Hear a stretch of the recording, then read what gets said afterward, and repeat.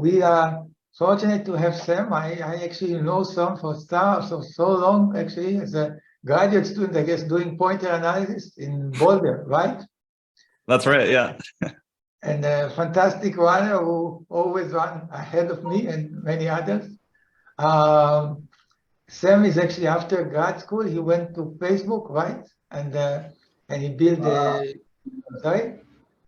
Am I getting it wrong? So, yeah. No, that's right, yeah. And basically, it was originally part of the Libra team, where you basically basically designed this language that everybody speaks, the Move language and the VM and everything. And sorry? No. Some noise you can people. You are the owner.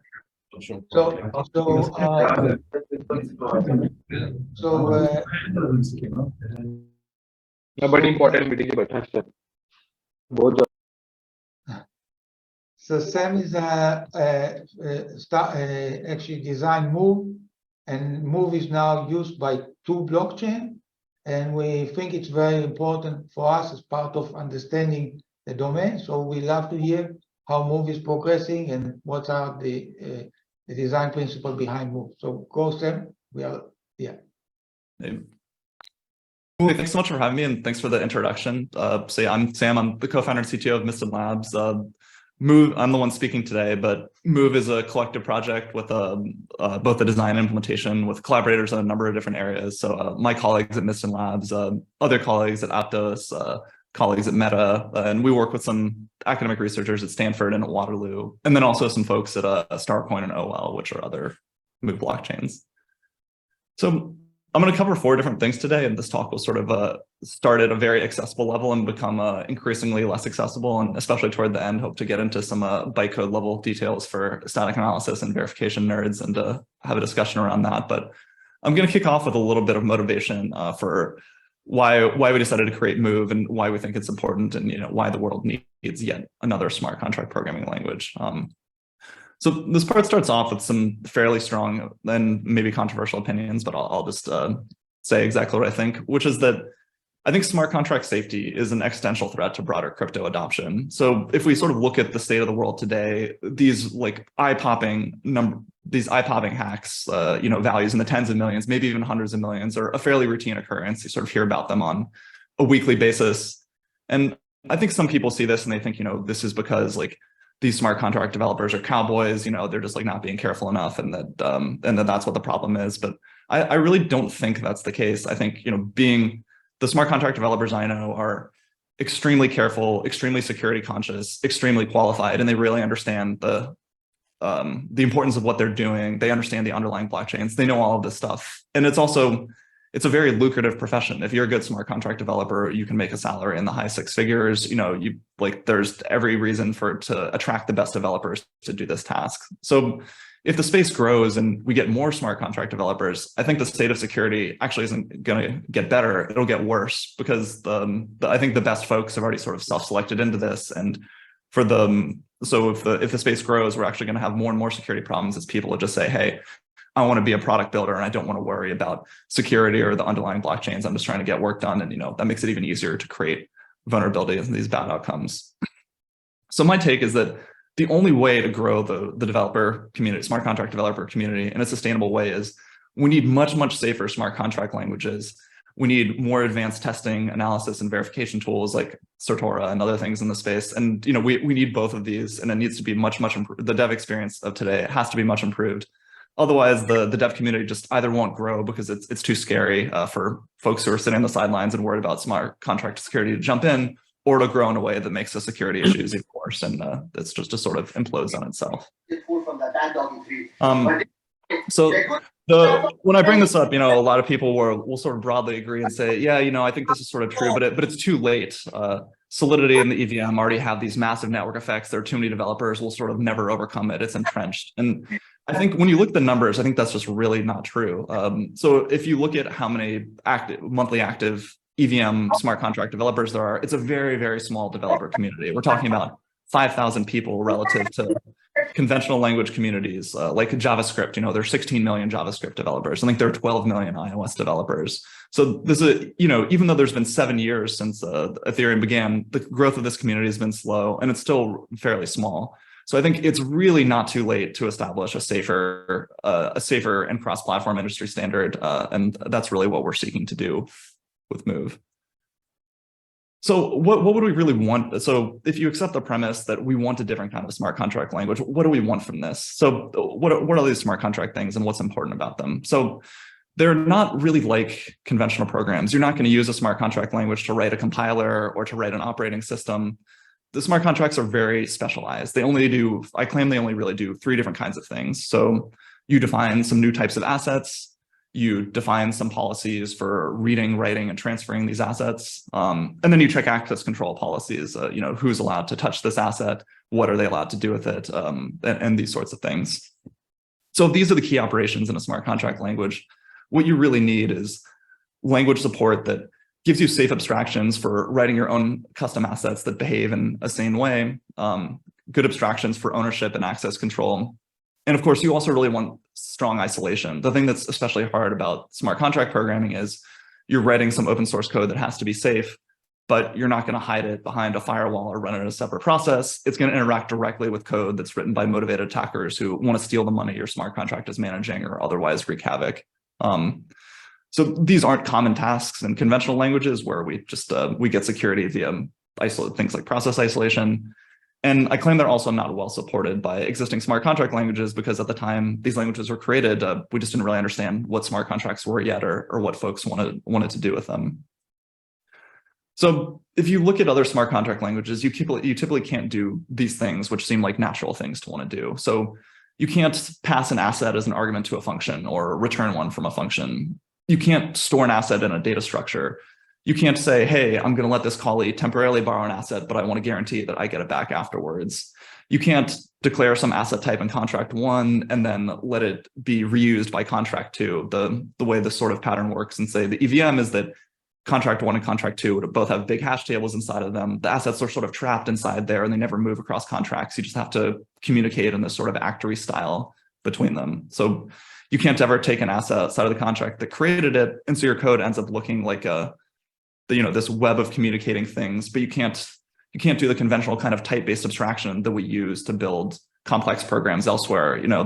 I think the success of programming outside of smart contracts is something like I define a string class, and then someone defines a URL that wraps string, and then someone is building a web server that's on top of that, and all of a sudden, like I'm building with this very high-level primitive with safe types all the way down. I don't have to worry about the details underneath.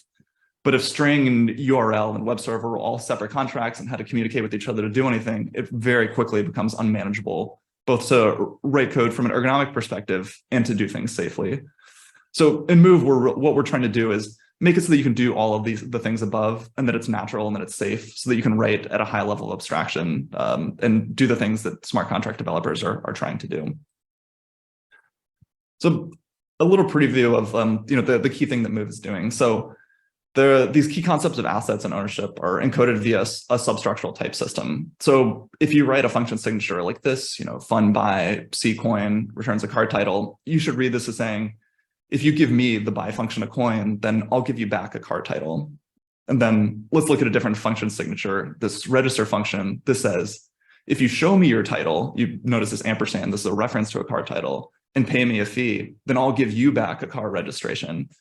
And so obviously, like card registrations and titles aren't built into the language. These are user-defined types that are declared in different modules. And then I can write code that reuses those types, takes them as arguments, returns them, put them in data structures, and all of these sorts of things. And the key thing that we need to enable this is that these types need to be able to flow across trust boundaries, including into attacker code without losing their integrity. The attacker shouldn't be able to change the owner of the card title or to copy the coin or do these sorts of things. And so Move's type system is what allows us to do this. So the key protections that you get at the type system level are protections against duplication. So if you write some code that takes a coin as an input and you try to say this coin C is an input and you say let X equals copy C, that's going to be an error in the type system. It says, hey, this thing isn't copyable. You're not allowed to do that. And similarly, if you take a reference to this thing and then dereference it, that's sneakily copying the thing that's behind the reference. So this would also not be allowed. You also want to distinguish between passing by value and passing by reference. So you'd want to make sure something like a coin can't be double spent, like this function h. It takes the coin as an input. If I call pay and I move c into the pay function, then I shouldn't be able to call pay with the same coin again. The first callee now owns the coin and it doesn't exist inside of h anymore. So this will also be an error at the type system level. Maybe. And then finally, destruction. Yes, Molly. Great question in Spot, but seems to me that since Satora, we work with many customers, and some of them actually have double spend. Some of them, they don't actually occur in a single data structure. It's like it's so does Move have solution for that? That somehow it's a multiple thing that actually costs you, like the same we used to do like database. There's low level and high level database. So you see what Yeah, I understand what you're saying. So I think in the EVM, there's only really one way to implement double spend prevention. And so as you say, like you might get it wrong because it's like about changing some value in this database here, something happens in between, and then changing some value in another database here. You can, of course, implement that kind of code in Move, but because you have this asset level type protection, you would typically implement it in this style where it's prevented very directly by the type system. But no type system can prevent a determined programmer from writing bad code. And so that kind of thing can happen in Move as well. And then so finally for the type system preventions against destruction. So this function G takes a C coin as input. Of course, local variables can be reassigned. So if I were to reassign this variable, then I'd be dropping the previous coin value on the floor. So this is also going to be an error at the type system level. And then if I took a coin as input and I just returned from the function without moving it or writing it somewhere, this is also going to be a type system error. It's sort of gone out of scope or accidentally been dropped. We want to make sure people don't lose money in this way. So you can also get the type system supporting you here. And so really what this is trying to do is ensure that digital assets behave like physical ones. The physical nature of assets in the real world is something we sort of take for granted, but it's actually very hard to reproduce in a digital setting where everything is just bytes and can be copied and written over and things like that. So the type system makes it easy for folks to do that without having to re-roll this key functionality themselves. And then, of course, there's the safety aspect. Move's design is optimizing around safety at every level and predictability. And so it does several things that are to achieve this goal. So the first and maybe biggest one is that there's no dynamic dispatch. Every function call, the target is statically known. And this implies indirectly that there's no reentrancy because that requires dynamic dispatch. So, when you send a transaction, it's calling some function, you can predict upfront exactly what code is going to be called, and nothing can, and there's no way for attackers to dynamically inject code or do something that the original code author did not expect. There are references, but there's no mixing of aliasing and mutability. It has this Rust-like borrow checker type system to make sure that doesn't happen. And then all of these guarantees that I showed on the previous slide, they're enforced at the compiler level, but they're also enforced directly on the bytecode by a bytecode verifier. And I'll talk a lot more about that later in the talk. And then another thing is the Move has these very strong encapsulation features. The modules in Move are robustly safe by default. We have this CSF23 paper that's sort of defining exactly what this robust safety property means and what programmers get from it. And then just little things that aren't exactly rocket science, but I think they matter a lot for safety. Mathematically ill-defined operations like integer overflow or division by zero abort instead of just silently doing an unexpected thing. If you're familiar with Solidity, you can think of this as like Move has safe math by default. And if you want to use saturating operations, you have to do something different. And then finally, a lot of this, the Move has been designed with support for static analysis and verification from the beginning. And in particular, it's been co-developed with this Move Prover formal verification tool. I think we have Wolfgang coming to give a talk on the Move Prover at Satora, maybe early in 2023. And then there's these Cav and Taka's papers on the internals of the Prover. And then finally, and something that's important for us with Move is that it's platform agnostic. So with existing smart contract languages, the state of the world is sort of like, if you create a blockchain that's really different from other ones that have come before, then you're probably going to end up having to define a new language. And this is because these smart contract languages, they tend to hard code bake in a lot of the implementation details of the underlying blockchain, the account and the transaction format, maybe the serialization format, the choices of cryptography used, maybe even the consensus by having instructions that give you something like the block height.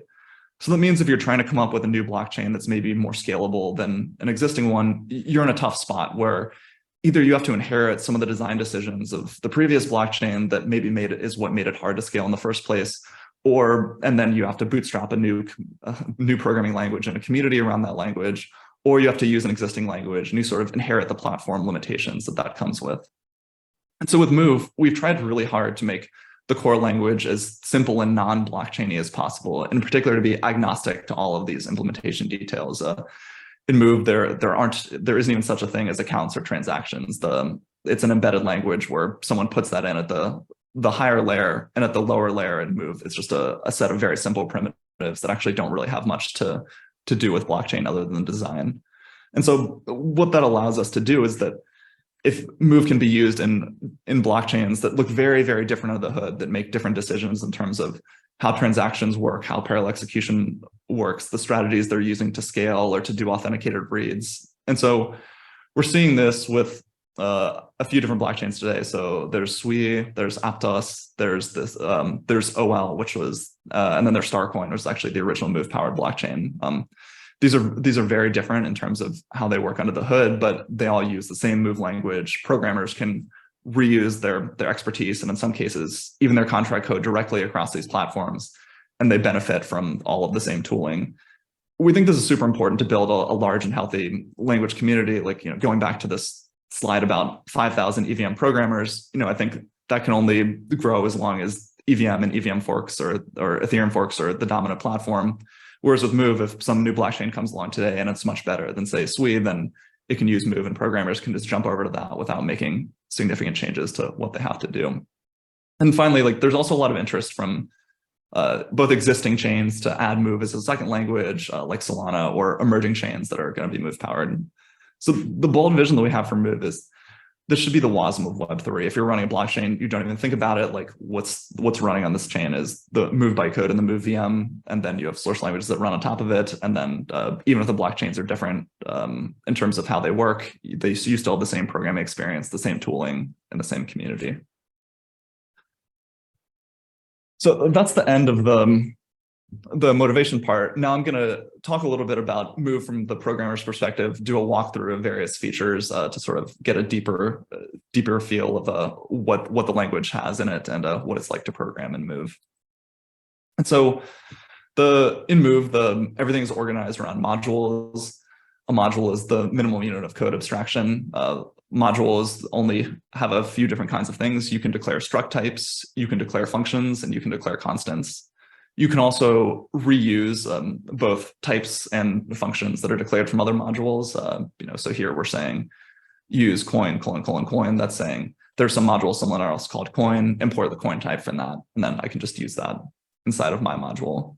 The way modules are surfaced both in the package system and in terms of on-chain is you bundle multiple related modules into a single package, and they get published together as a unit. And that means they're also loaded as a unit and upgraded as a unit. Move has this fairly minimal set of data types. We have Booleans, we have unsigned integers of various sizes from U8 all the way up to U256 for EVM compatibility. We have this address type that represents the transaction sender or the owner of an asset. We have strings, both UTF-8 and ASCII strings. And then we have collection types. Vector is the most important collection type. And then there's also a table, which is sort of like a large hash table. You can think of it a bit like a solidity mapping. And of course, there are user-defined structs. So to declare a struct, looks more or less like you'd expect. Here's a struct named myStruct. It has a field that's an integer type, and you can also have other structs as fields. Here we have this field called another struct, and then here's the definition of another struct, which just has a Boolean field. And these can nest arbitrarily deeply. Move has reference types and ownership semantics. And so when you look at types, you read them much like you do in Rust if you're familiar with it. If the types convey permissions. If you see &t, what that means is this is an immutable reference to t. The person who has this can read t, but they can't do anything else with it. If you have &mute t, this is a mutable reference. It means the person who has it can read or write t, but not do anything else. And if you have big T without any sort of ampersand in front of it, this means that you can read T, you can write it, or you can move T, transfer it to another callee, return it from the procedure, put it in a data structure, and so on. And you can't do that if you have a reference. You need to have ownership of it.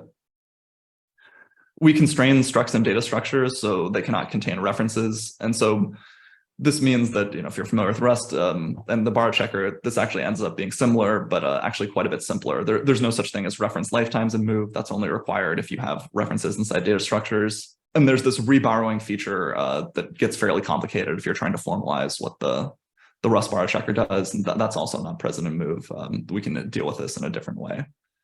And also, we don't allow references to references. You can have ampersand T, but not, say, ampersand T. That just makes things a bit simpler.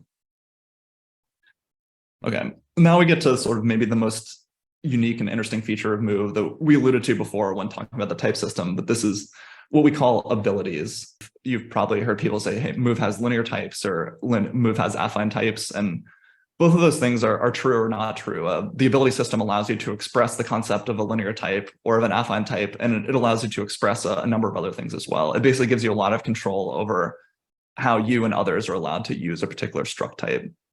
So let's start with a copy ability. This is sort of the most basic and simplest one.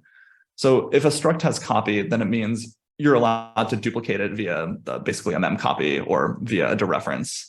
So something like a U64 or a string would have copy. And if your type doesn't have copy, then no one is allowed to duplicate it. All you can do is create it and then pass it around. The next ability is drop.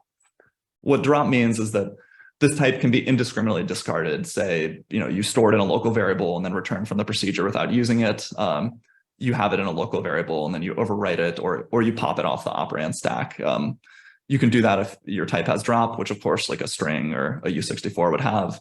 But if you don't have drop, then it means your type can only be eliminated by the module that declared it. And so this is very useful for, say, a thing like a coin. It wouldn't have copy or drop because you don't want someone to duplicate it, and you also don't want them to accidentally lose track of it. Then there are these abilities that are related to global storage. So the Move has this notion of persistent global storage. You can think of the computation model as there's a bunch of data on the blockchain. You perform a transaction that's going to read or write data from the blockchain, maybe take some data out, maybe put some data in. And so what key means is that this thing is allowed to exist at the top level of the global storage. And then store is closely related, where what it means is that this isn't allowed to appear at the top level of global storage, but it can appear in a field of a type that has key or store. So something like a string would have store because, of course, we want to be able to define types that have string fields, but it wouldn't have key because I can't just throw a string at the top level of the global storage. It needs to be a user-defined type. And then in this example, I'm only giving each struct one ability, but a struct can have an arbitrary number of abilities, including 0. And if a struct has no abilities, what that means is actually quite interesting. I'll explain this more with an example shortly, but what it means is that this is a hot potato.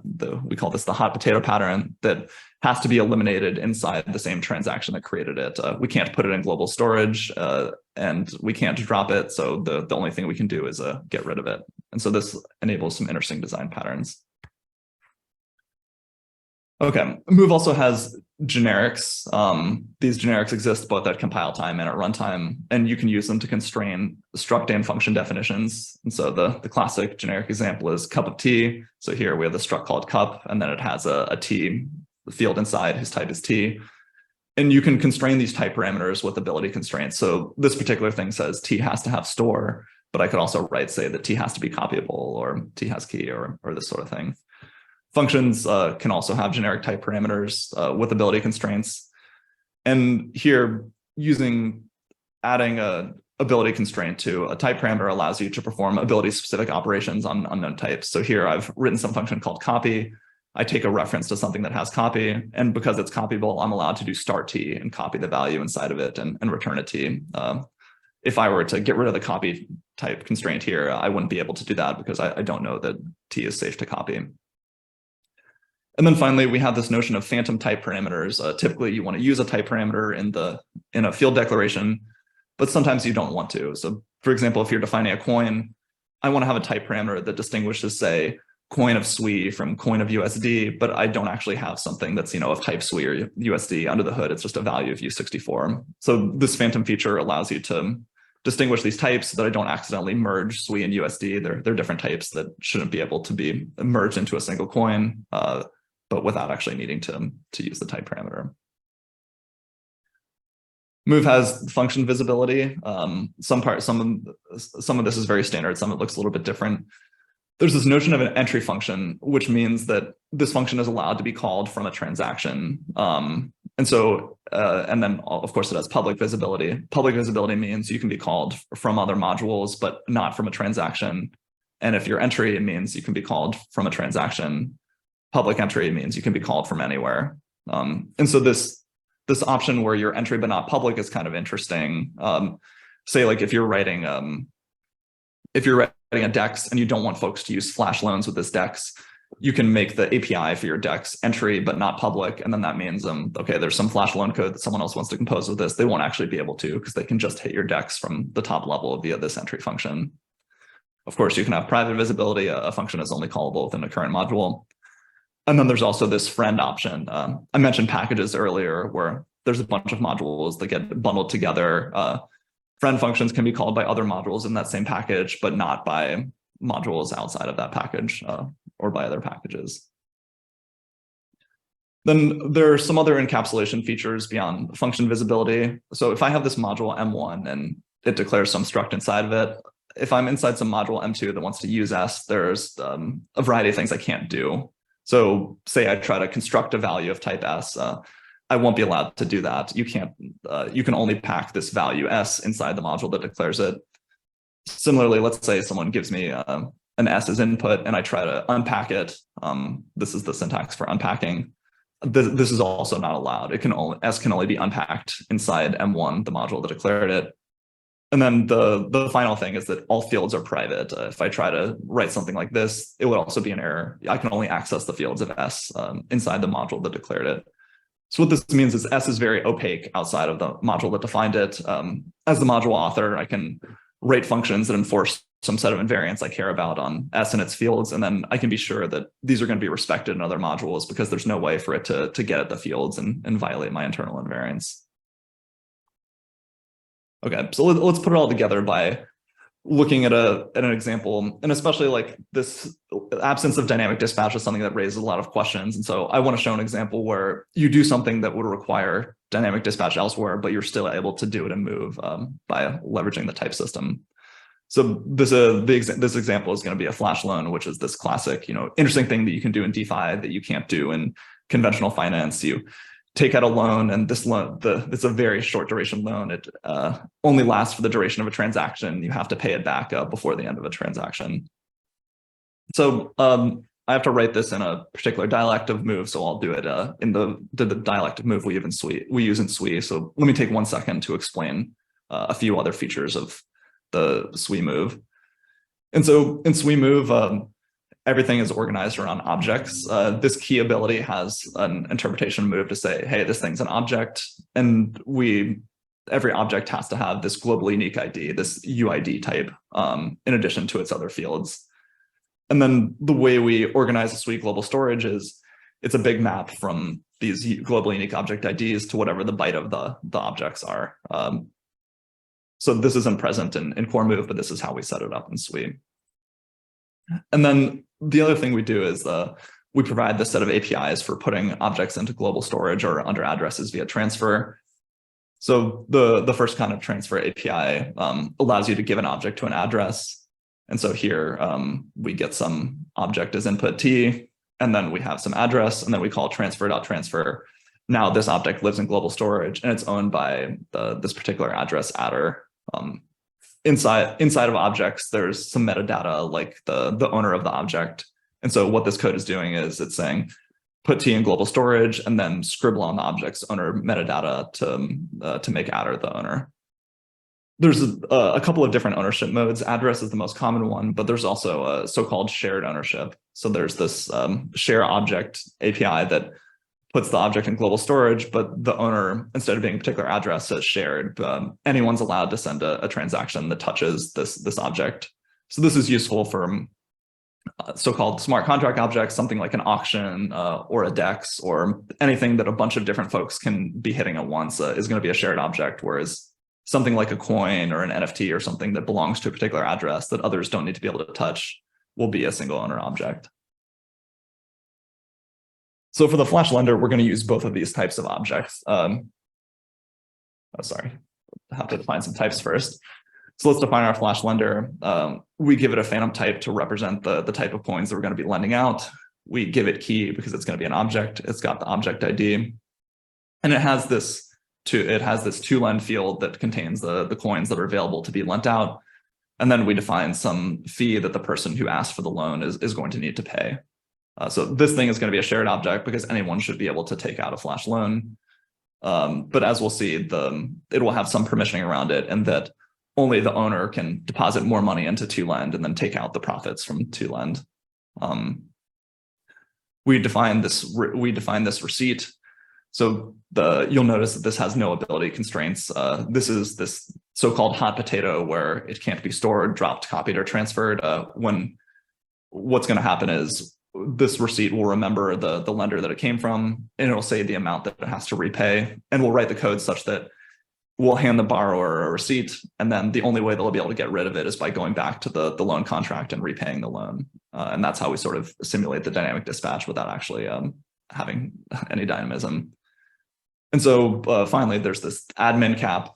This is a capability object that represents the permission to transfer money into to put money into this to-lend pool up above, or to take money out of it. And then it also remembers the ID of the lender that it came from. So the Flash lender creation looks like this. Someone is passing in some pool of coins to be lent out. They're defining what they want the fee to be. They get this TX context object, which gives you information like the sender of the transaction, what epoch it is, and all of that sort of stuff. We generate a new object ID from the transaction context. We create an admin cap, and we give it to the sender of the transaction. I actually forgot to write that part in the code, but this would be down here.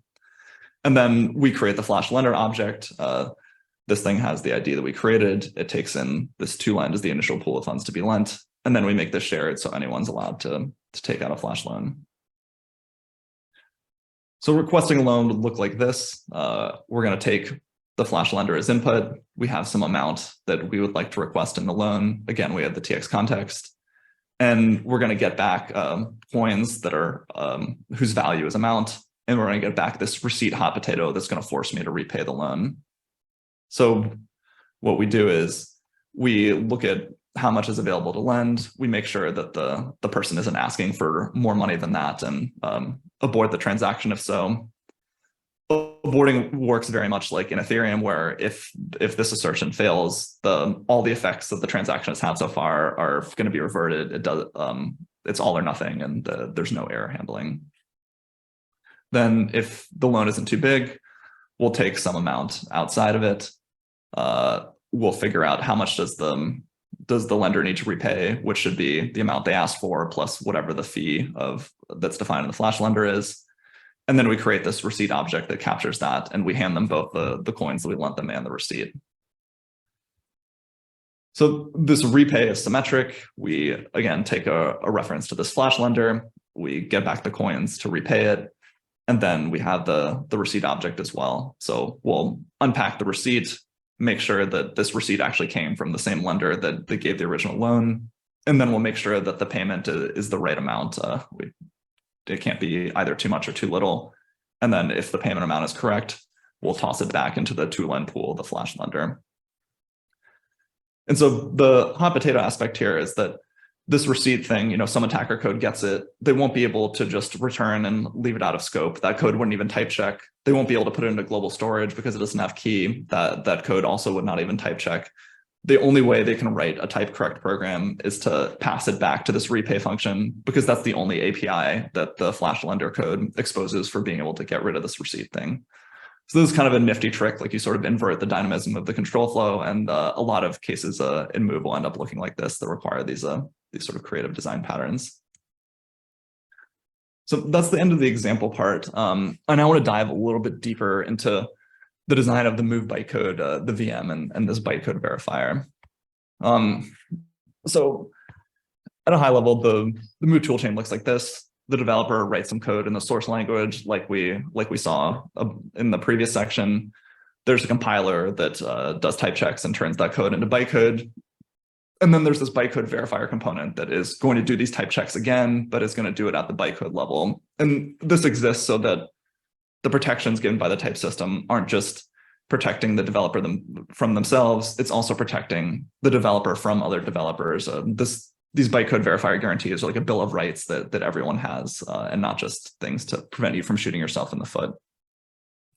If you're going to publish some move code on the blockchain, it has to pass through the verifier before it can go into the global object store. Otherwise, it'll get rejected and you just don't get to run your code. Then the way the virtual machine works is it takes a transaction as input. The transaction will specify some move function that it would like to call and some arguments. The VM will execute that transaction, possibly reading from the object store during execution. The VM is a pure function. It produces some set of effects on the input objects and to be applied. And then those effects can then be put back on the object store. And then the separation between instead of having the VM write directly, having it produce effects, this is how we implement this aborting behavior. Because we're just accumulating some effects, if we run out of gas or hit some abort, we just throw the effects away and don't apply them. There's no notion of having to roll back or undo writes that have been done previously. The virtual machine is this fairly simple stack machine with unstructured control flow. There's this operand stack that's shared by all procedures. There's also a call stack. A call stack has its own local variables. All of the interesting instructions that do like real computation are competing with data that's on the operand stack. So say something like an add would take the top two values off the operand stack and then push the result onto the operand stack. All of the other instructions that exist are for moving data between locals in the operand stack, creating and destroying these call stack frames, and then also putting data in and out of global storage. So the instruction set is pretty small. I've omitted a few here, but it more or less fits onto a slide. There are instructions for manipulating locals. There's move loc, which takes the value out of a local and puts it on the stack. There's copy loc, which copies the value out of a local and puts it on the stack while leaving the original thing there. There's store loc, which takes the value off the stack and puts it into a local. And there's borrow loc, which creates a reference to a local and puts it on the stack. There are a couple of reference related instructions. If you have a reference, you can read it. If you have a mutable reference, you can write it. There's also this freeze ref instruction. This is a no op at runtime, but it's important for the bytecode verifier to know that when you're converting a mutable reference into an immutable one. There are instructions related to structs. There's pack for creating a struct. There's unpacked for destroying a struct. These can only be performed inside them. All of these instructions can only be performed inside the module that defines the type T. There's borrow field for seeking to a field offset inside of a struct and returning a reference to it. That's for getting an immutable reference. There's a similar instruction for immutable reference. And then there's the transfer instruction for taking a type and putting it into global storage. Like we saw before, transfer to an address or create an object that's going to be shared. There's control flow related instructions, of course, calls and returns. Then unstructured control flow, you can just branch to anywhere in the bytecode. You can do a conditional branch depending on what the value of the top of the stack is. And then there's abort for ending program execution with an error code. Then there's all the instructions for actually doing computation on the stack. I think I won't read all these because there's a lot, but nothing surprising here. There's arithmetic instructions, bit shifting instructions, comparisons, and all the sort of things you'd expect to see from a stack machine. Okay, now the most interesting part, the bytecode verifier.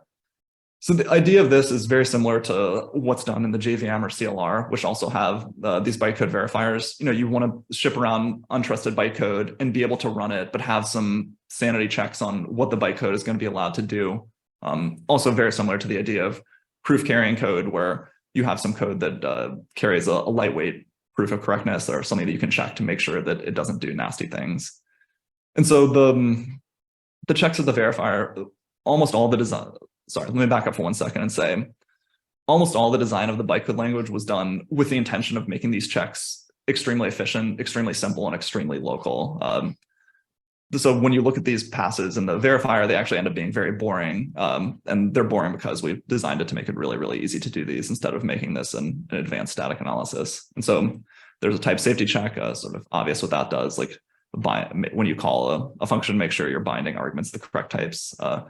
There's ability safety, which is using those abilities that I showed before. You know, if you have the copy ability, you can only use an instruction like copy loc or read ref on a type with the copy ability, and making sure that if you have a type with the drop ability, it doesn't go out of scope, and things of that nature.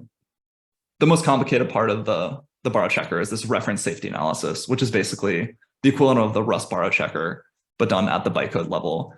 So this is an analysis that makes sure there's no dangling references, no memory leaks, and also that references can basically be erased, that we have referential transparency. There's checks on control flow to make sure the control flow graph is reducible. And then there's this local safety thing. This is sort of like checking for null references, if you will, making sure that if you access a local, it's previously called store. We've previously called store loc to put a value in it, and that we haven't called move loc and are touching some local that might be empty. And then finally, there's this stack balancing analysis. The operand stack is shared across multiple procedures, but we want to make sure that the callee can't touch the values that are on the caller stack. The caller might have money, for example, that they don't want to give to the callee. And so the stack balancing check makes sure that you get your each function call has its own portion of the stack that doesn't overlap with the portion of the stack that belongs to other functions. There's also a very simple linker. The verifier runs on a single module. The linker runs on a module and the dependencies that module imports. So basically, it makes sure that whatever imports I have, they match the declarations in the original module, that all of the imported modules exist, or all imported the original module exists. The functions that we're importing from that module exist, and then have the expected signature that we've declared locally. Also, that imported types exist and have the ability signature that we've declared locally. And finally, this prevents cyclic dependencies. The dependency graph is a DAG, and if you try to create a dependency cycle, the linker will stop you from doing that. So that ends the overview of Move. I want to say one thing about the importance of the verifier for Move, particularly because there are some instantiations of Move that are looking at adding it as a second smart contract language or interacting with something else. And so I just want to express one opinion about that, which is, I mentioned this before, but I think of Move as really giving two different kinds of protections. So one is protecting the programmer from themselves. We're all fallible humans and we make lots of mistakes. And the other is protecting the programmer from other programmers. I think one is this very conventional thing that we're all used to. We get protections from the compiler, from a static analyzer, from tests, from whatever else. I think the second one is the thing that's really the unique value proposition of Move. All the code in the system is subject to the bytecode verifier, and the verifier protections are very strong compared to what we're used to in a conventional language. I can set restrictions on someone being able to destroy some type that I've given them. Like that's a very strange thing that wouldn't exist elsewhere. It can prevent someone else from copying my type, and all of that kind of stuff. And so this Bill of Rights is strong in the language that you can, this ability system that lets you express those constraints is quite expressive. And so there's a lot of things that you can do. And the key one is this thing I mentioned at the very beginning. You can safely pass sensitive types across trust boundaries. Like you can pass money to attacker code without risking the loss of integrity of that type. I give you a coin and I'm sure that you won't copy it or destroy it. Or as we saw in the flash loan, I pass you this receipt and I know you're going to have to repay me because you won't be able to just throw it away or put it in global storage or something else. And this second property is very, very hard to achieve if you have to interop with an existing smart contract language, because of course there's no notion of the verifier or these properties. I think basically you end up in a world where you write your contract and you have the protection of Move inside of it, but then when you're communicating with other contracts, you can only use raw bytes, and then that loses both a lot of the expressivity and the safety of Move. This is just a note, I think, as folks are starting to think about like how do you use Move in systems where it's not the only language, just that this two thing is like somewhat unique and different. So I wanted to call that out. So this is all that I have to talk about today. Right, Move provides these safe and convenient abstractions for programming with assets. It's platform agnostic and used by 4 different blockchains, hopefully with more coming in the future. And for Sortora and the program analysis community, I think this is a really great playground for program analysis research. You know, when I worked in this field, I spent almost all of my time dealing with one or more of the following problems: mixing, aliasing, immutability. That just goes away because of the borrow checker.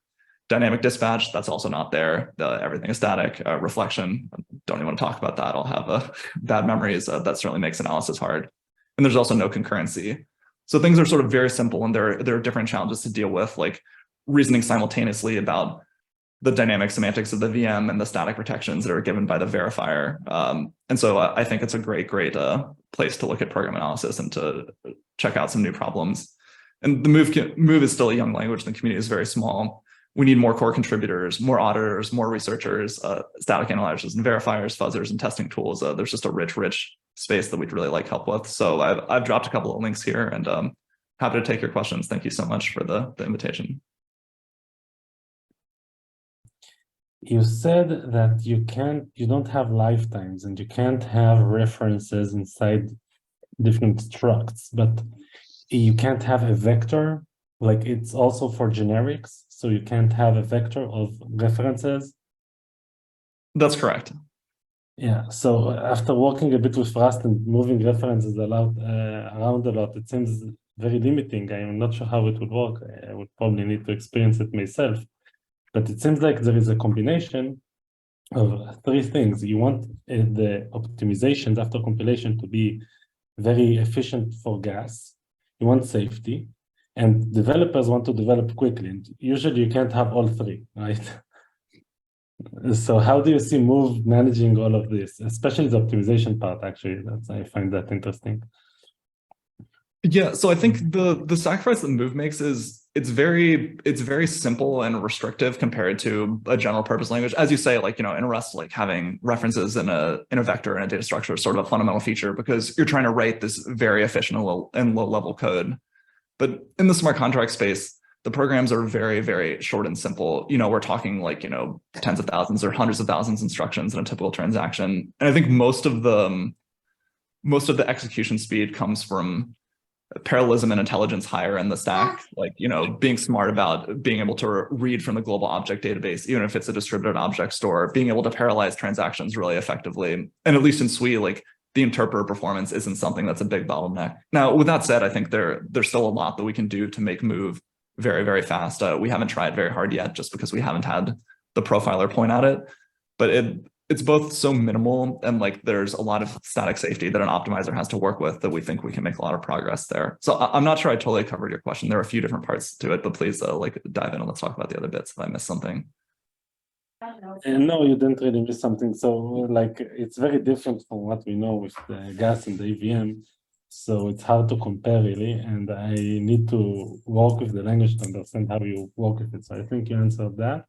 I have another question. I'll just take it along and then I'll let other people talk. And you said that it's like the WebAssembly of Web3. So you meant like the Move bytecode is like the WebAssembly of Web3? That's right. That's our goal because that's what actually is deployed and runs on the platforms. And today there's a single source language that compiles to the bytecode. But I would imagine if the language is successful, you know, it'll be like the JVM. There'll be a Scala-like thing, a Java-like thing, you know, maybe a Kotlin. People will experiment with different source languages that are tailoring different domains. But the bytecode is the part where we really want it to be generic and sort of run everywhere. So the thing is that the verifier works with a lightweight, like it checks that the verification was correct. It doesn't verify it itself, right? So it's open for extensions like refinement types and stuff like that. Yeah, absolutely. So it does, you know, although I alluded to proof carrying code, it is checking the properties directly rather than getting a proof and checking that the proof is correct. So it's a bit more expensive than proof carrying code. But the second thing you said is absolutely true. Like it's open for extensions, both in the core language and in these dialects that are building on top of core Move. Like in Sui, for example, we have several verifier passes that don't exist in core Move. Things like you saw this ID type for objects. We make sure that if a struct has the key ability, then it also has to have an ID type. And other folks can layer other verifier passes on top of that if they want, both at the bytecode level, or if you want to refinement types, you could put that as a source level feature, or I'd have to think about whether that belongs in the source or bytecode, but absolutely it can be extended in this way. And we hope folks will try out a lot of different things like that. Okay, thank you. Of course, good questions. I was wondering, you said you have simpler rules for, I mean, you enumerated several restrictions compared to, say, Rust's borrow checker, that, you know, you can't have references to references, things like that. I was wondering if those are, if the benefits of those are primarily simplicity, which you mentioned, or if there are like specific security properties that come from having those, if there are particular ways to shoot yourself in the foot by having references to references, or you know, lifetimes or whatever. Yeah, so that's a good question. I don't think we're buying ourselves more security than Rust in this way. I mean, this was mostly motivated not by being more simple, but by this design constraint that we want every type to be serializable, because we have these types and you're going to go put them in global storage and they're going to need to have some representation. And, you know, I want to serialize it to bytes and then deserialize it. And it's possible to do canonical serialization with references inside, but it can be very, very difficult. So it was easier for us to just make everything value types, and then allow references that sort of exist at the transaction level, but not in global storage. So that was the main motivator. And we sort of discovered the additional simplicity benefits as a result of that. I see. And I was wondering, one of the things you mentioned sort of in your motivation right up at the front was, you know, you said you can't put coins in a data structure. And I'm wondering, without lifetimes, I'm not quite seeing how you get sort of the good borrow properties without having, and maybe I'm just not seeing how it fits together. But I was wondering if you could say a little bit more about that. Yeah, so let me so if I want to do something like, you know, let me pop back to a slide that has a coin definition so we can see. So yeah, here's like coin of T, and then, you know, so I could create a vector of coins. I can then like put that vector inside a field of another struct. I can put it inside of a map. And then there's APIs where if a coin's inside of a vector, I can say, hey, give me a mutable reference to element 7 of this vector, and that'll give me an ampersand mute coin of T, and then folks can operate on it using the coin APIs. I see. So So yeah. the coin is a value rather than a reference, and so you're not restricted. Exactly. It's a value and you can get references to it. And, you know, that can be useful because, you know, maybe you give someone an ampersand coin T because you want to prove I have this much money, but you don't want to let them spend your coin. You could give them an ampersand mute T if you want to let them, you know, suck some amount out of it, but not give the whole thing, all of that kind of stuff. And one more question I had was about, questions go. Was about, without dynamic dispatch, so you showed how you could do something like a flash loan. I was wondering, another use for dynamic dispatch might be for some kind of callback, right? I want to keep track of operations that happen on a particular coin or whatever. Is that something that you have a nice design pattern for, or how's that handled? So yeah, callbacks are a form of dynamic dispatch, so not something that we support, but almost always this is a case where that callback is trying to do something where it's at a high level, like it's always an inversion of control. It's like there is something you wanted that callback to achieve. So instead what you do is you pass someone, say, a hot potato that forces them to go invoke the function that was the callback, like with the specified arguments. And so that's usually, I guess the more concrete example I was thinking about was, you know, if I want to observe changes to a data structure or something like that, then I'd like to somehow, you know, register with it to be able to get a notification when something happens.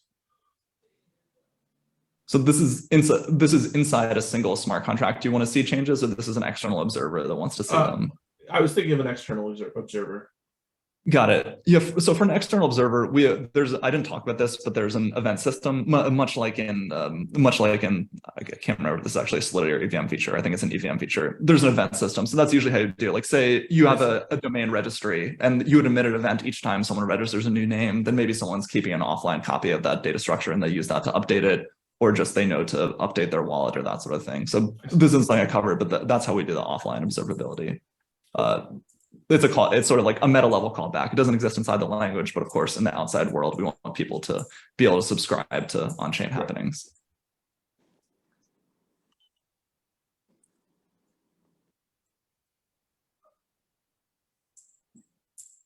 See, I see Andy's hand up. Yeah, Andy, did you have a question? Yeah, can you all hear me? Yeah. You can. Okay, okay. Yeah, I was 20 minutes late, so I might have missed this in the first part. But when you mentioned the drop ability, and you said, you know, it's like something dropped on the floor. I was just wondering, just, you know, for beginners, maybe sort of a newbie perspective, like, what does that mean on a technical level to have something dropped on the floor, so to speak, in the whole global storage context? Yeah, so good question. So there are three different ways that this can happen. One is that you have a local variable, like here we have a local variable, it's called C, and you reassign that local variable. So we don't usually think of this as being destructive, but it actually is. Like C used to have a value before you did the assignment, and when you did the assignment, you're clobbering the thing that used to be there. So that's, or dropping on the floor, as I put it. So that's one way. Another way is mutation, where you say like x.f equals y. X.f had some value before this assignment. There too, you're dropping on the floor, clobbering it, and replacing it with y. And then the final one is you have some value that's sitting in a local variable. You haven't done anything with it, and now you return from the function. That call stack frame is going to go away. The local variables are going to go away. This thing is also getting dropped on the floor. So those are the three different ways you might indiscriminately get rid of a value. And if you don't have drop, you're not allowed to do any of those things. Okay, yeah, and just for maybe for someone who is even new to how Sui blockchain works, is this sort of implemented like in the next block, like basically like the state of the blockchain is updated, and then all the validators agree that this is the state, and like what's the frequency that happens? And I mean, just on Sui in terms of actually implementing that technically. Yeah, so this is checked at the time you upload your contract. It'll run this bytecode verifier component and check all of these properties. And if it doesn't pass them, your code won't be allowed to be published at all. So the way that happens is just like any other transaction. One validator executes it and says, hey, the bytecode verifier rejected this. All of the other validators will run it and get the same thing if they're honest. And then they'll include that just like any other kind of transaction. Okay, I just want to be respectful of your time, Sam, since we're after 10. Do you want to take any more questions? Yeah, I'm happy to take a few more questions. Okay. Great questions and great group here. Irvin, you have your hand raised. Yeah, hi guys. Hi, Sam. Thank you for your presentation. I was wondering if you could elaborate a bit more on Vanilla Move and Sui Move, and how Sui Move facilitates any of the use cases you guys are going for, particularly in Sui or gaming. Yeah, absolutely. So there's a big topic that I could give a whole talk on. There's a blog post that I can drop a link to in the chat called Why We Created Sui Move, that goes pretty deep into the differences between what I called DM style move, or the style of move we were working on at Facebook, and Sui Move. The main difference with Sui Move, at least at the operational level, is this concept of an object, where here, this key ability means that you have to have a globally unique object ID. And this ends up having a variety of benefits in terms of you can give an object the globally unique and stable identifier. And so it sort of starts to look like everything is an NFT. It can be transferred, it can be shared, it has an ID to distinguish it from other objects of the same type, which wasn't really something that was present in the original move. So it basically makes everything to do with object composition much easier. And so this is very important for things Sui cares about, like gaming, where a lot of our customers are interested in doing things like, I want to have a game that has some base rules, but then incorporates user-generated content in a seamless way. And the Sui object features makes it possible to do that in a way that's the game designer didn't have to anticipate all the interesting things that users wanted to do, but it still all works together. So I'll look for that blog post and drop it in the chat in just a second while the next question is queuing up. Fantastic, thank you. Anyone else have any questions for Sam?